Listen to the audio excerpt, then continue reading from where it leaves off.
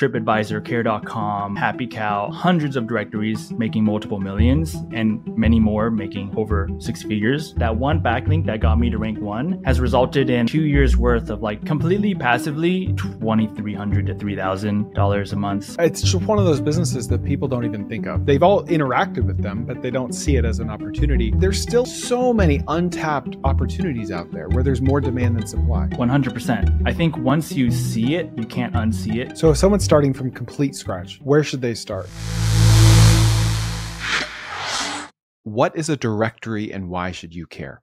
Travelocity.com, that's a directory, billion-dollar business. DryIceNearMe.com, that's also a directory. It's a 5-figure business. Why should you care? Because there are millions, I'm not exaggerating, millions of opportunities out there to start a directory website for almost no money. It's just math. There's a simple template. There's about 3 tools you need. You log into the tools, you see where there's more search demand than supply. You build a directory with WordPress or Webflow, and then you wait for it to rank, and then you profit. And you do that over and over and over again until you have a portfolio of websites, maybe 5, maybe 500, making you hundreds to thousands of dollars a month passively. Does passive income exist? No. Is this as close as you get? Yes. Frey Chu is a guy that I found on Twitter, and all he does is talk about directories, and he builds directories, and he tells people how to build directories. He has nothing to sell you.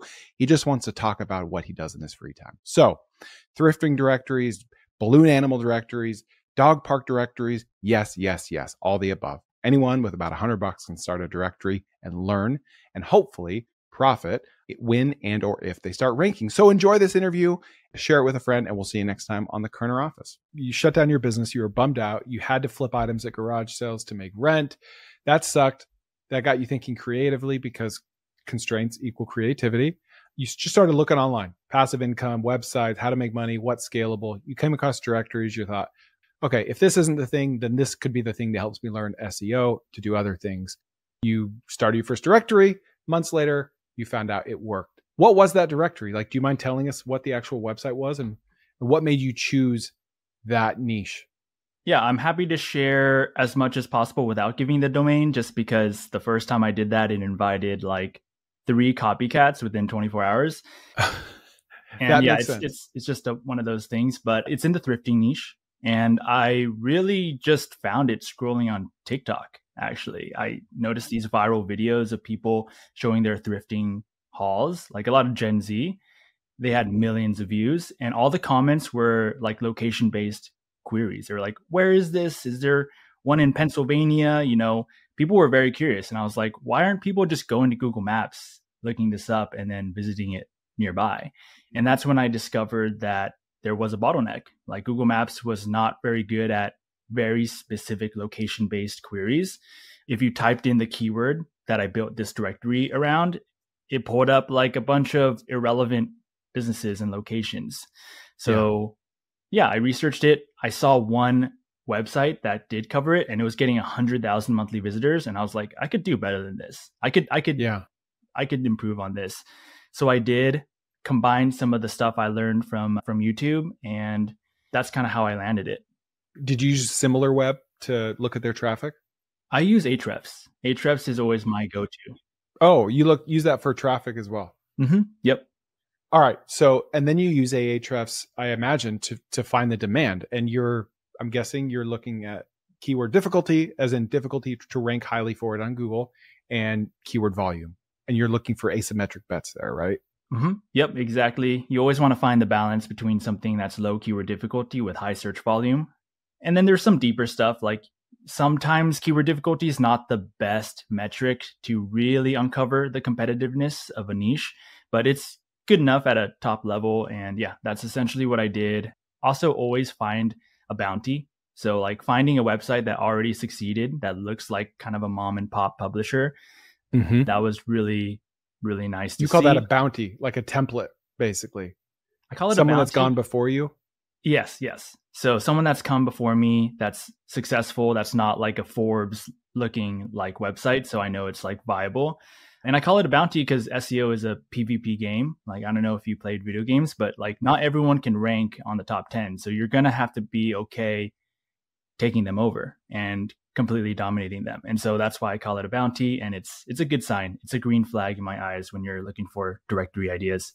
A lot of the times you don't need to take them over. Like you can be second or fifth and still do really well. 100%. Oh, 100%. There's so many niches where people are like, oh, like can't win in that. Well, actually, like the food niche is a great example. If you look under the hood of any like I think food near me is searched 13 million times a month or something like that.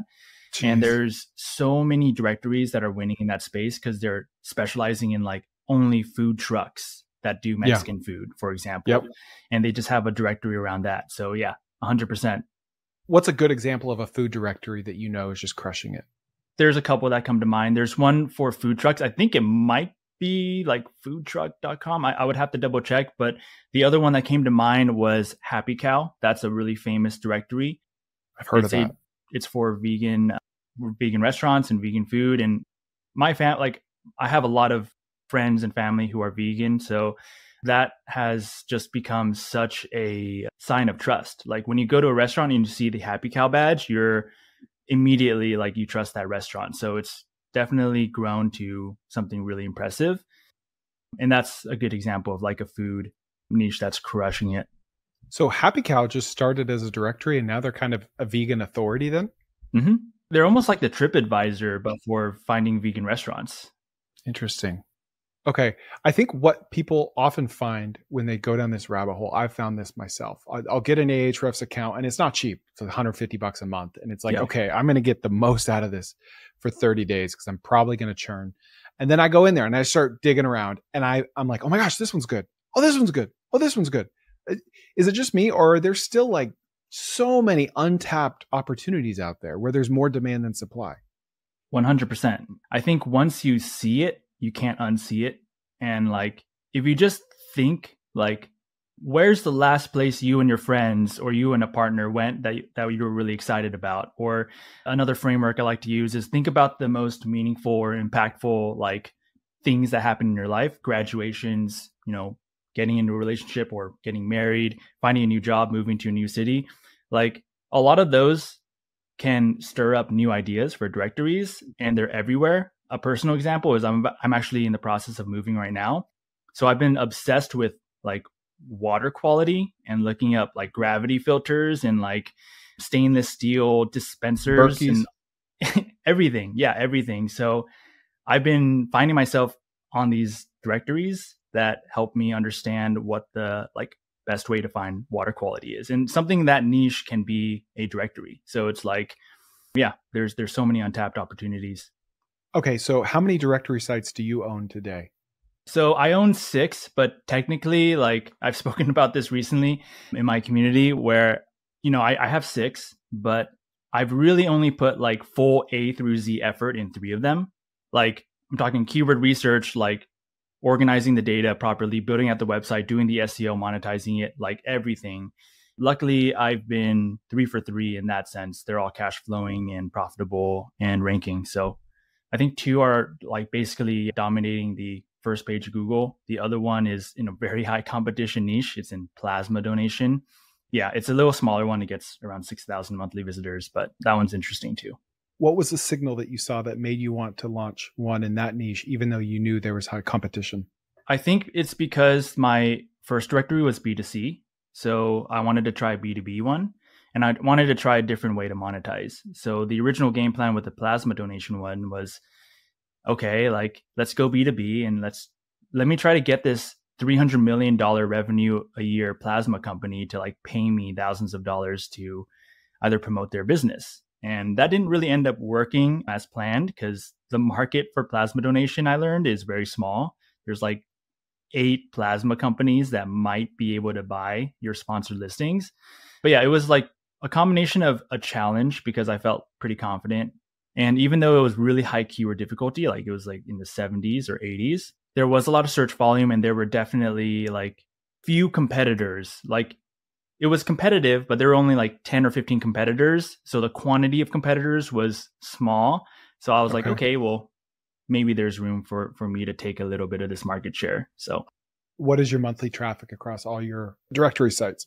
The first one gets around like 60,000 monthly visitors. The second one's around like 8 to 10, kind of fluctuates, and the last one's 6. So probably like it ranges from like probably 70 to like 90,000 monthly visitors, because yeah, it really fluctuates. The first directory at one point was getting 85, 90,000 monthly visitors. So it does fluctuate a good amount.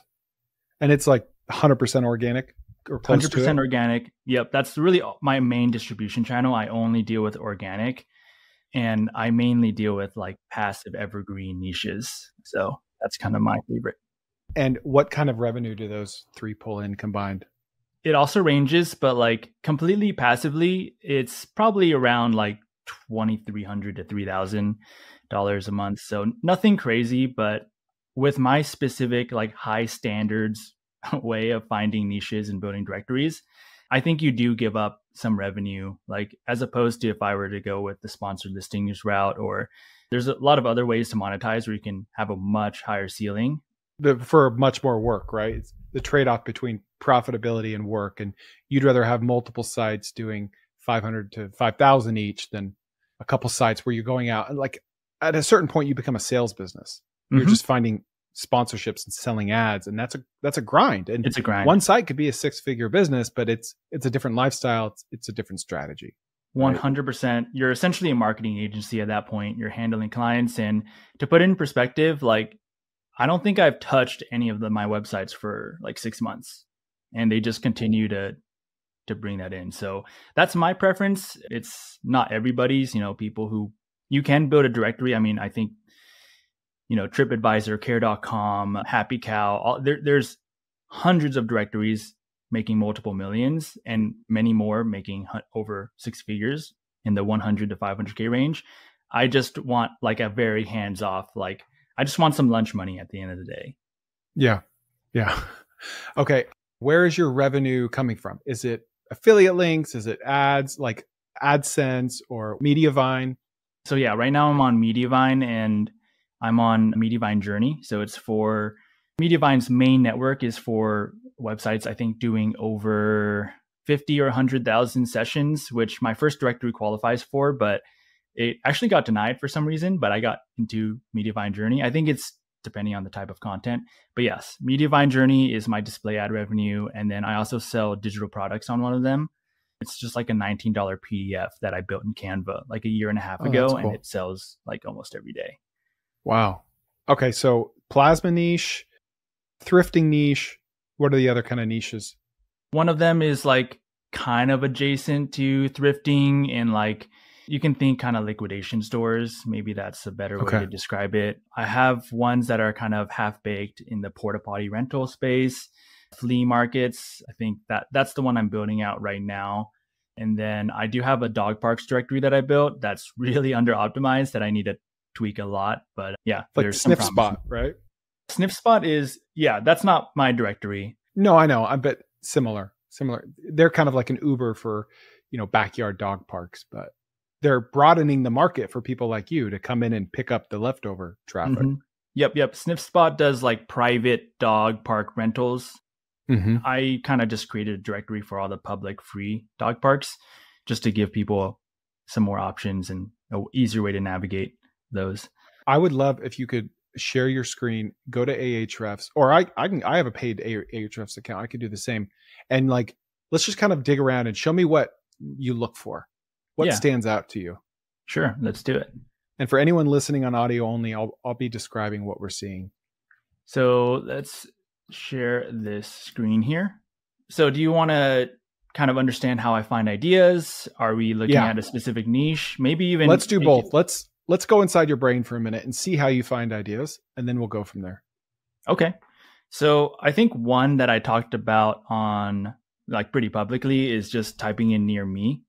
Okay. And the reason I do this is because he's on the Keywords Explorer part of ahrefs.com. Yes. So right now I'm looking at the Ahrefs. I just typed in near me in the Keyword Explorer. And this is just one way to kind of, find ideas in a very kind of random and broad way. And I basically don't look at anything here. I stay away from branded keywords for the most part, like Target near me, McDonald's near me. Those aren't good direct. What are you going to do with that? Yeah. Exactly. Like people have no problem finding McDonald's near me. So I usually just scroll all the way to like, sometimes the 10th page, right? So I'm just going to keep on clicking down, and we can see that, of course, the volume every month is going Show down. us in the columns where the keyword difficulty and the search volume are. So right there. Yep. So here's the keyword difficulty. And you can see it's a range between 0 to 100, 0 being the easiest to rank for, 100 being the hardest to rank for. And search volume is a number for monthly search. In the country that you're filtering for. Yes, only. in the United States. Okay. So yeah, like I'll just scroll down this list. There's so many random ideas because it's by default showing us the keywords that have the most search volume. And I'll look for green, right? Green indicates that the keyword difficulty is lower. So interesting. Dubai chocolate bar near me, 0 keyword difficulty, 82,000 searches. So if I'm you, I'm saying, wow, on the surface, that's amazing, 0 and 82,000. But then because of the fact I just posted content about this is probably a viral TikTok trend. And I don't know if this is going to be around in 2 years. So I'm going to pass. Is that what you would 100%. Say? I think that's very valid. I also think of anything product based, you're going up against e-commerce stores. Yeah. If you were to look up Dubai chocolate, those are going to dominate the search engine results page. So it's not really like, it doesn't make sense for people to go to a directory to find Dubai chocolate. Yeah. I did see towing. If you can scroll back up, towing near me was like a 26. Mm-hmm. Yeah. 26 difficulty and 84,000. What do you think about that one? Towing's not bad. I think that it seems too broad for me, and I would be curious to see something like emergency towing, maybe, overnight towing or something really, really specific. So in that case, why is that? Just because this is lacking to me, it's not clear what the search intent is, right? Like, okay, you're towing near me. Are you probably like infer that people are looking to tow a car near me, but do they need their car towed? Has their car already been towed? Are they looking for an impound lot? Exactly. You're going to get lower volume on emergency towing near me, but you're going to get lower competition. And it's probably a higher cost per click. It's a higher ticket item because it's higher intent, right? 100%. And so actually that's a good example because I might even see that and I'm like, well, let me look into it deeper. So I'll look up the Keyword Explorer and I'll just type in towing and then I'll go to matching terms. And one thing I'll do is I'll also sort in Ahrefs by keyword difficulty. So I can say I don't want to see anything above a keyword difficulty 20, which I think is generally a good rule. Is that kind of your rough barometer? Very rough. It's not a hard rule. Generally speaking, it's a rough estimate for what's lower competition to rank for. So video is cool, but you know what's better? Long form audio via podcast and my newsletter, tkopod.com. Go there to subscribe for free to my newsletter. It's 1 email a week, very tactical. And then go to my audio podcast, 3 episodes a week, stuff like this. You're going to love it. All free, no sleazy sales pitch, tkopod.com. So this is interesting. There's lizard lick towing. So there's this is interesting because sometimes you can build a successful directory just leveraging the search volume and reputation of other businesses, right? Maybe they're famous. So if you were to build a directory and mentioned lizard towing, then you might be able to get a little bit of traffic from that, and that starts to add up if you were to create a nationwide directory. Cheap towing kind of gives us a little bit clear of intent of what people are looking for. There's interesting keywords around specific Tacoma towing capacity. Yeah. But essentially I would look through this and I'd ask myself, what long tail keywords exist in the towing niche that might be worth it?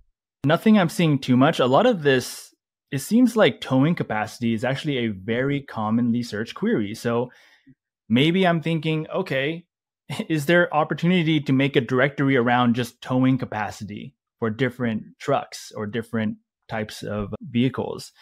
Because look at this. There's literally 0 keyword difficulty for Toyota 4Runner towing capacity. Gets searched 4,000 times a month.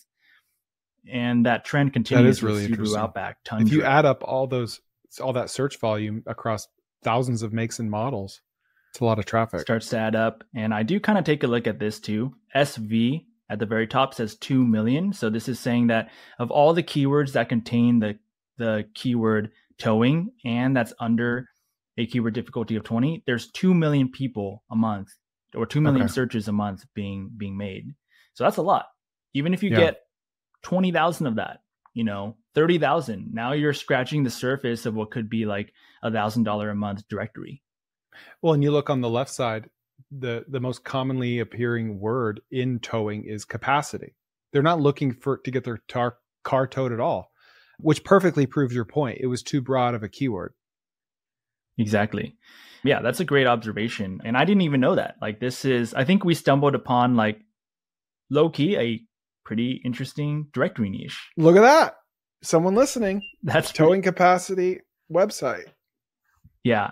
I guess like one thing I would be concerned with is if this is a, like informational content. I think we've seen in the last few years with the Google Core updates are pretty vulnerable to AI. So that's like one angle that I might be a little bit concerned about, but just I would research it and try to understand where people are getting this information. If I look it up on Reddit, if I copy and paste this and type Reddit, and there's a lot of people asking, like this person a year ago asked Tacoma towing capacity, as 20 comments, 20 plus comments. How much can you tow in your Tacoma? Like these are good signs that people are looking elsewhere. Like people may not be satisfied with the AI overview or going to ChatGPT. So what a great framework in general of if you see something appearing over and over on Reddit, it's probably because they're not getting what they need on Google, which probably means that something needs to be on Google that answers that question.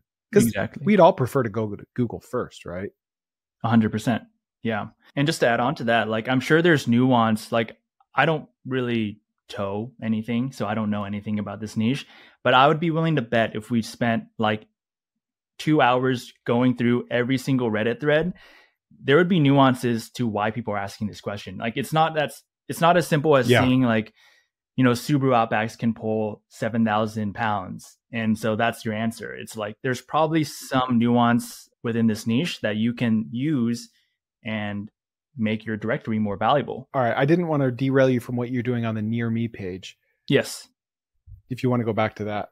Yeah. So essentially, this is a good starting point. This is a good starting point. And what I just showed you is really what I do whenever I find something interesting. And truthfully, I would never have researched towing near me. So like, but it was interesting to you. And I think that's where a lot of the opportunity lies. Like what I think is easy to rank and the vision that I see for my directory is very different than literally anyone else. So yeah, I'll just keep scrolling down. I find a lot of promise in keywords that hover around like 15,000 monthly search volume to like 60,000. I think I found the most opportunity in that range.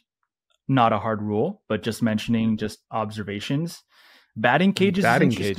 That looks. Coincidentally, I have a friend that lives across the street that just opened a batting cage, and they are thriving.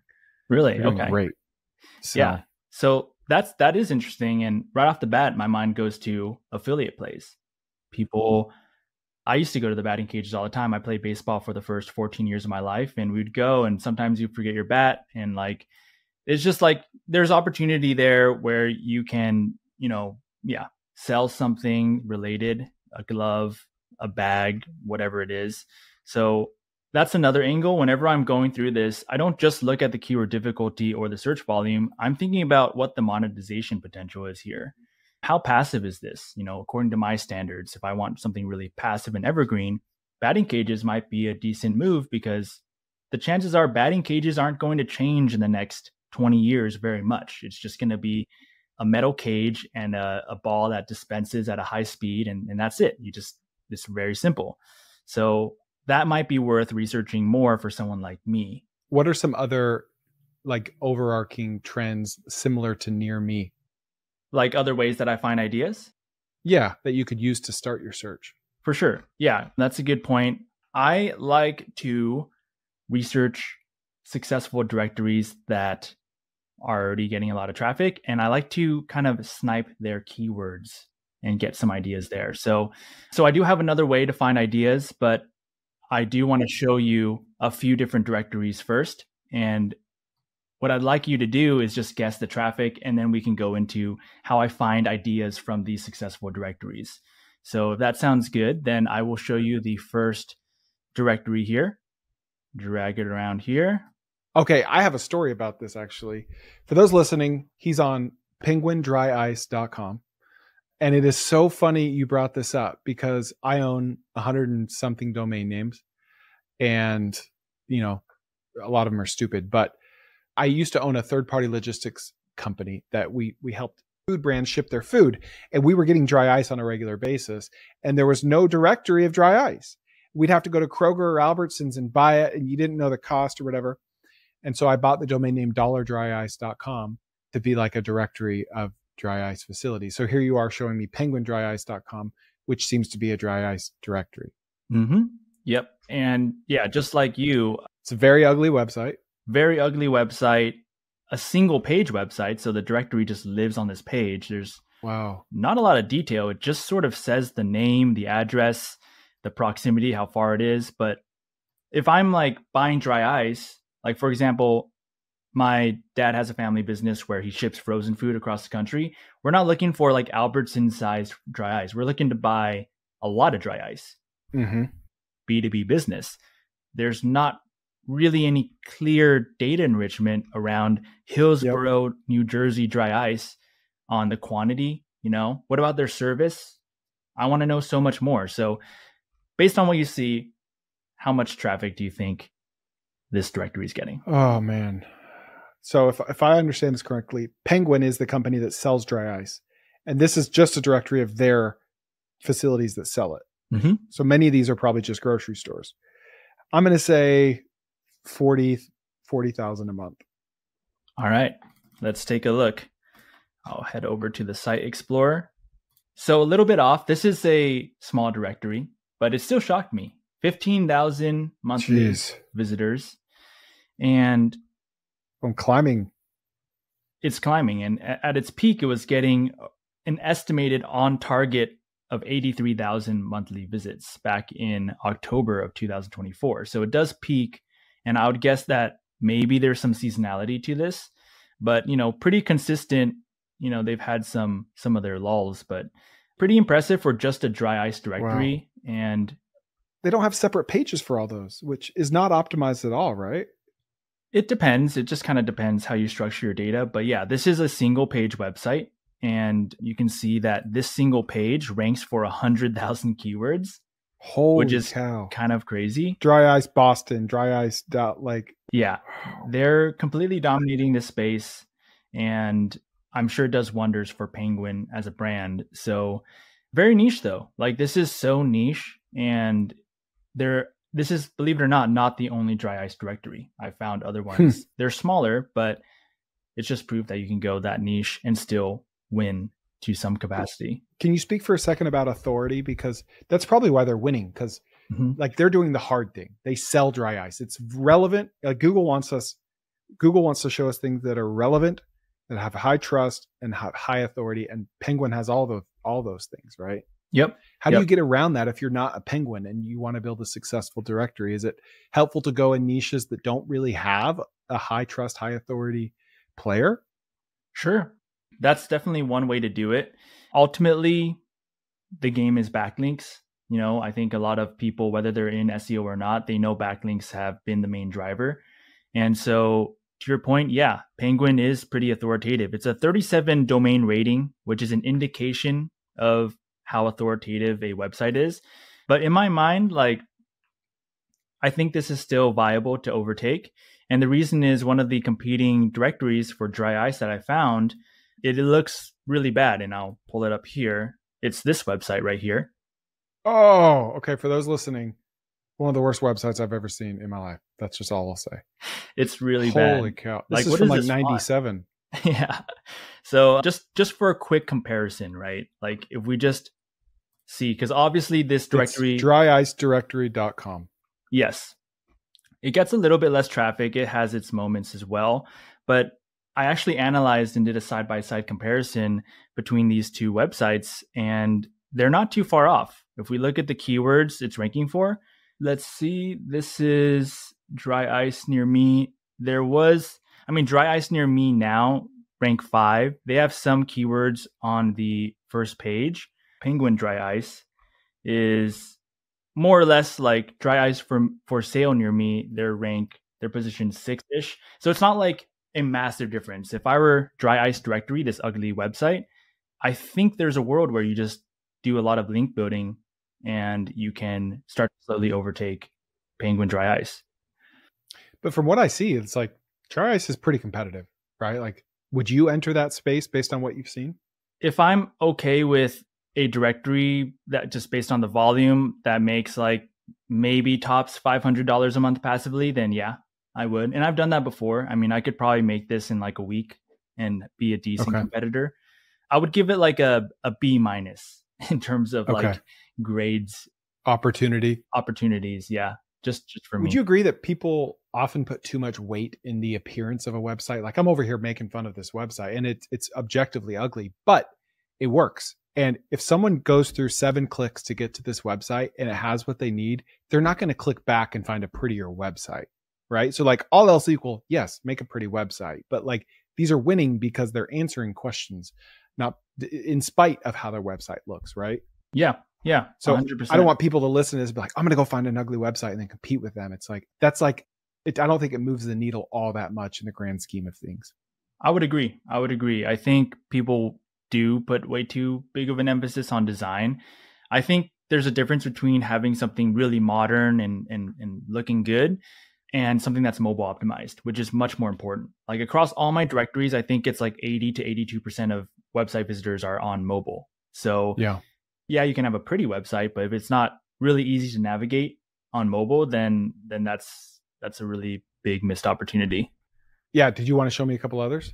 And next one that I talked about recently, and it's called movie locations. It's to help you find the locations that certain movies and films were shot. Movie-locations.com is what we're looking at. A lot of ads going on is what I see. Very cluttered, more updated than the ones we've looked at, but still fairly outdated. Movie, films, places. Yeah, there's a lot going on here. There is.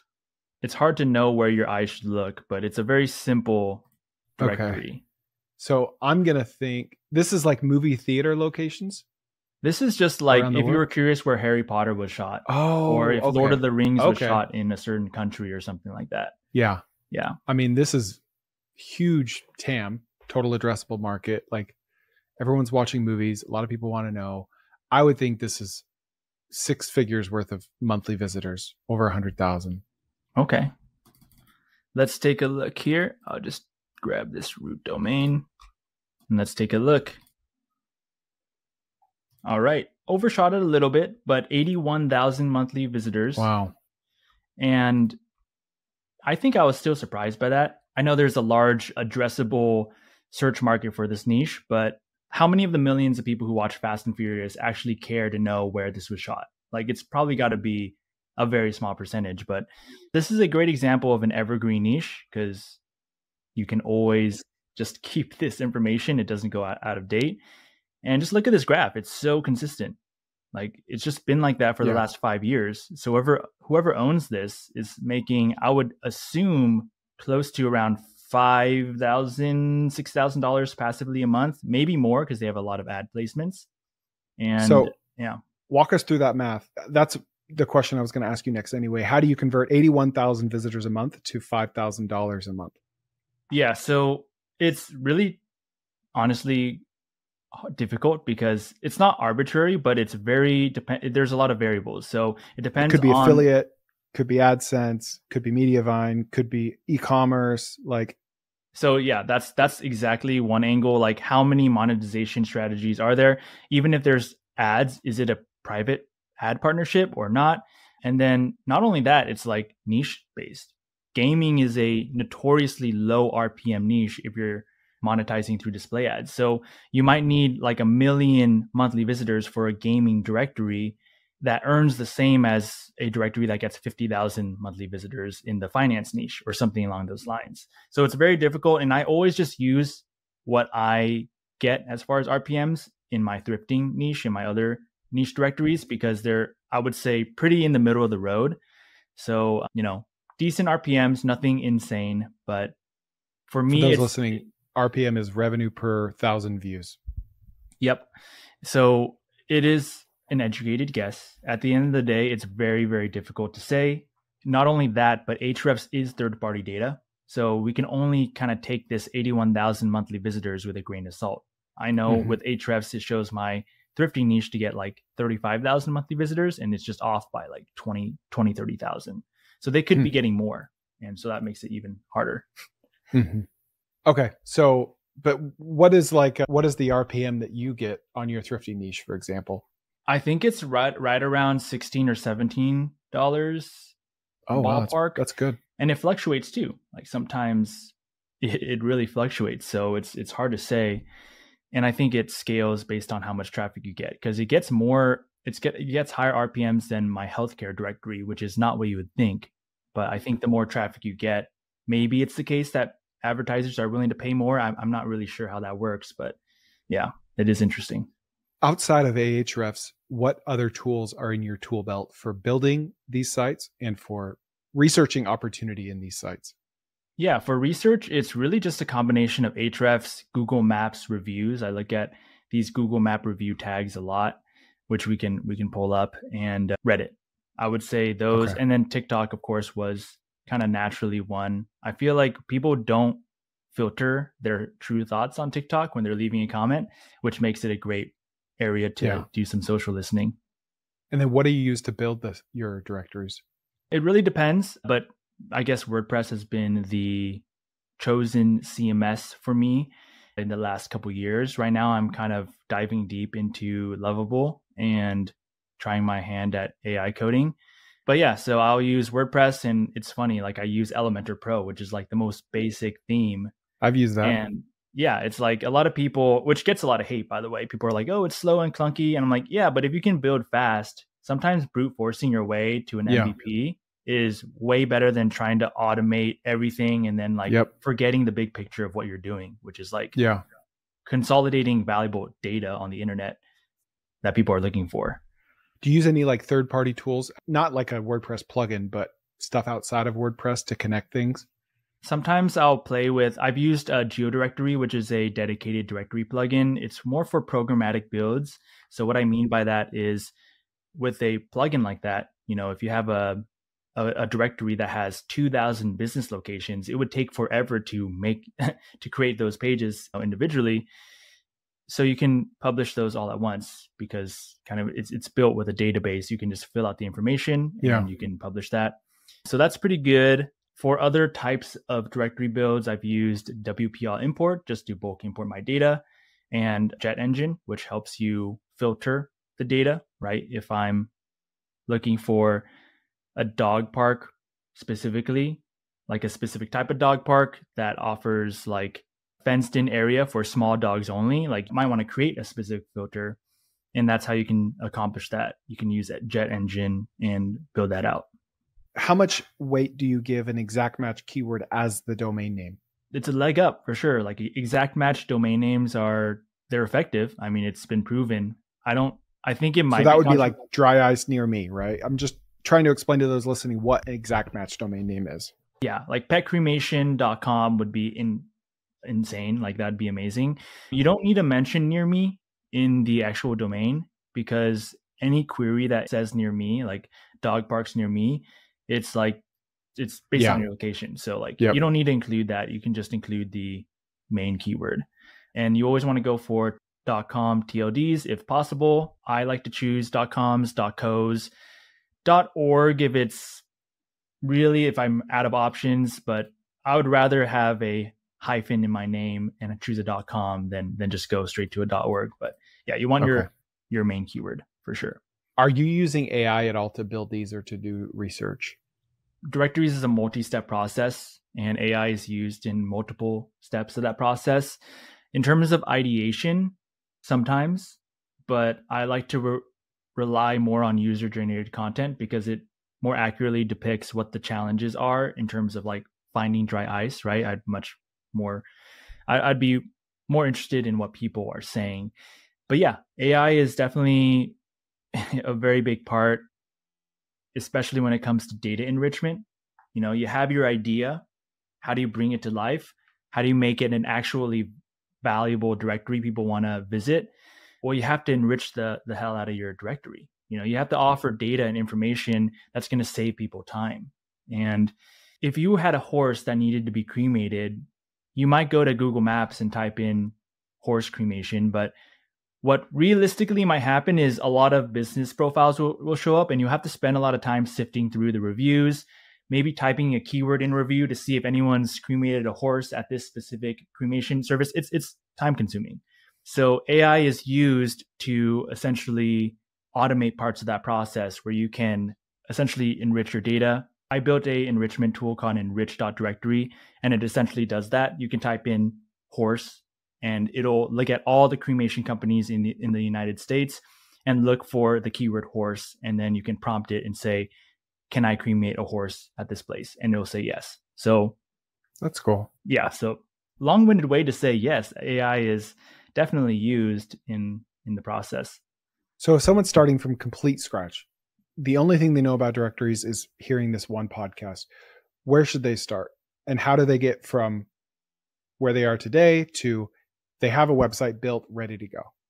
A lot of my recommendations and advice actually has less to do with practical, tactical advice. I think people who see directories think it's like super simple, which relative to other businesses they are. But I think what led me to succeeding with my first 3 directory websites, initially it was just to learn SEO. Like I think people realize they have to believe that SEO works. And a lot of people I'm noticing are choosing the wrong niches and they can't rank, and then they just give up. They're discouraged. They're like, oh, this doesn't work. Directories don't work.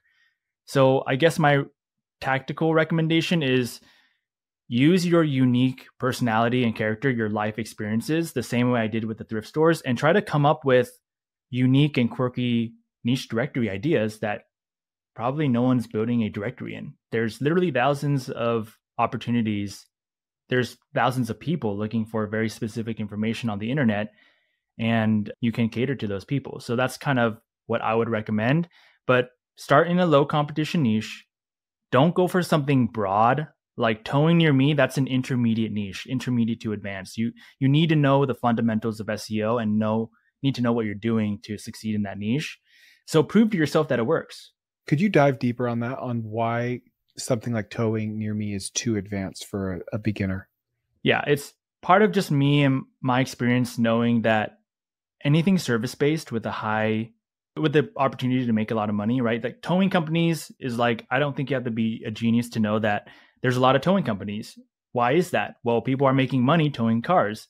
So there's naturally going to be more competition, which if you place all that knowledge in an SEO environment, you know that you're going to need a lot of backlinks to rank for a directory website or any website for that matter. Yes, it's the driver of SEO, but with that said, you need high quality backlinks. It's not that easy for someone who's just getting started, right? Requires a little bit of creativity, being crafty, being knowledgeable about all the ways you can acquire these backlinks. So in that sense, intuitively, I'm saying that I think it's an intermediate niche. What would be a more beginner niche? A beginner niche, I would say the dry ice. If we're staying on topic, dry ice is a pretty low competition niche. I mean, it's pretty in there. The thing is, like, every competitive niche typically has some low competition niche layered underneath. Is there like a generalized keyword difficulty or search volume that you'd look for on a more beginner niche, or is it just totally industry dependent? Keyword difficulty is a big one. I would look at 0 to 5. Like if we looked up the near me method that I described and you set your keyword difficulty at a maximum of like 5 or even 3, I'm sure you would find some pretty low competition stuff. Backlinks could be a 3-hour long conversation, but in your experience, what's the 80-20 of getting good backlinks, like the growth hacky, clever way in your experience? Before even thinking about the clever ways, you have to decide how black hat you want to be. If you're okay crossing the lines of, Google TOS, and here's a secret that's not so secret. Everyone breaks the rules in SEO. No one really plays fair. They do what works. But if I'm just strictly saying, okay, here are some ways that you can go get backlinks, one thing that's really worked well for me is to look at a bounty, right? A existing directory in your space, use Ahrefs or a tool similar to Ahrefs, and look at their backlinks. Reach out to those people giving those backlinks to your competitor, and you can pay them. You can leverage anything of value that you have. You can say, hey, my directory gets 10,000 monthly clicks. We're proud to be the most accurate pet cremation directory online, and I saw that you linked to this website. Can I pay you $50 to swap out the link for ours? We think we do a better job. Not just to add mine, but to swap it. That's the key. To swap it. And so you have this situation where now your competitor loses a very good backlink. You gain that backlink without over promising anything. Like, it's literally taken me one strong backlink with that exact method to rank one in a low competition but high search volume niche, which is kind of bananas. That is like one. Now, the domain authority of the backlink is everything, right? If you have a backlink from CNN.com versus a backlink to Martha's Pet Cremation Facility, Nashville, Tennessee.com, it makes all the difference. It makes a big difference. So like, if I were to break down what makes a high quality backlink, it's definitely like domain authority, domain rating. That's a great indication. But it's also how much traffic is that referring page getting, right? If that CNN page that's backlinking to your website, if it's getting 0 visitors, yes, it's kind of worth something, but what would be way better is if it was getting 500 monthly visitors and people are scrolling the article, then clicking on the backlink, landing on your directory. Now Google's like, oh, wow, this is a highly relevant blog post or article, and people are engaged. Those user signals are becoming increasingly important in a world of AI spam. So traffic for the referring page is a biggie. Linked domains, right? So if that CNN page is linking to 100,000 websites, it's like there's not that much link equity or link juice, as people call it. And a simple way to think about that is like, imagine trying to split a birthday cake 100,000 ways. It's just not you're gonna get like a crumb. So that's kind of the same, thing that happens with a backlink that's linking to a bunch of pages. So you want low link domains. Okay. What about those many services that sell backlinks? $500 a month for X number of backlinks. Do you put any stock in those? I think it could work. You just have to be really careful. I think a lot of gray hat stuff going on there. Black hat? Gray or black hat. Yeah, like I feel like a lot of those backlinks that you pay $500 or thousands of dollars a month for are very low quality. I would, for the most part, never just go on Google and type in backlink services and choose the first one. I think that's kind of crazy. Same with Fiverr backlinks, like, $5 for like 1,000 backlinks. Those are spammy backlinks. They may result in, well, first of all, they're not going to help. Second of all, it might even get you penalized, which could lead to being de-indexed, which is like the worst case scenario. Like your website will not be able to be searched on Google. So it's just really risky, and you want to be very careful. Buying backlinks is like, I guess, technically against Google TOS, but again, no one really plays by the rules there. So you just have to be you have to trust the backlink vendor. Okay. If you don't trust them, you can always buy the backlink and then don't send it to your direct site. Send it to an article that backlinks to your website. So you're bumping up the backlink, if that makes sense. And there's less risk there. There's a lot that we can talk about around backlinks. The best way to get backlinks, in your opinion, like let's say it's a pet cremation site, is I'm going to go find like a high domain authority, a very relevant site. In this case, maybe about like end of life care for pets. And I'm going to reach out to them manually, because the harder way is often the better way, and say, hey, we provide a really good service. Would you mind linking to us? If no, then like, can I give you $50 to link to us? Like, that's the 80-20 of it. That works. That's reliable. I think it's the best balance between what's like in your control, right? You can aggressively reach out to people, and like, yes, it's out of your control if they respond and accept the offer, but it's the balance between like highest quality backlink, speed, and like being aggressive with your link building, and price. That's because if you were to buy the same quality backlink, if they knew what they were giving you, it would be $500, $1,000 for that backlink. Because like I said, that one backlink that got me to rank 1 has resulted in like 2 years worth of like $2,000 a month, to $2,500 a month revenue, and I bought it for $50. So wow. It's which niche was that in? That's in the thrift store niche. Okay. That's and amazing. I've tested buying backlinks. I've spent thousands of dollars on different link building services. And like, I can say that, yeah, this is the best bang for your buck and for quality. Any other like closing best practices you'd like to leave people with on just how to build a profitable directory? Any advice that you could give that would help them save themselves a world of hurt that you had to go through? Oh man, there's a lot. It's funny because the best advice is oftentimes the most cliche. Like just build it, learn while building, right?